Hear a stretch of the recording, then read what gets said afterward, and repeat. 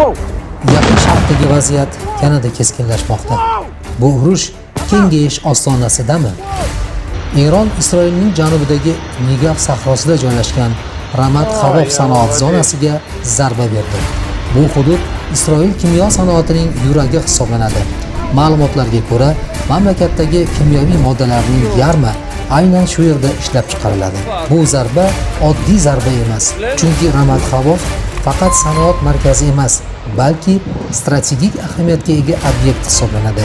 Bu hujum orqali Eron Isroilga iqtisodiy va energetik bosim o'tkazishga urinmoqda.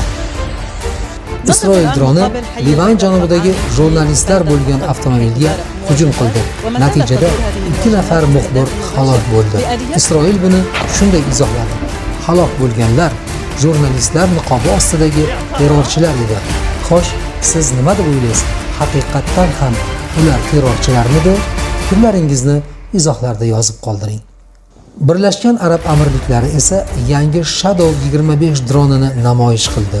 Bu dron 100 km/soatga tezlikda uchadi va 480 kg-gacha bo'lgan qurolni ko'tara oladi va eng muhimi, radarlarga ham ko'rinmaydi.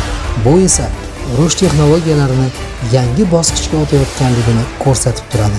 Avvalgi yangiliklarimizda AQShning 3500 nafar dengiz piyoda qo'shinlari Yaqin Sharqqa yo'l olganligi haqida xabar bergandik. Hozirda Triple Desant kemasi allaqachon mintaqaga yetib keldi.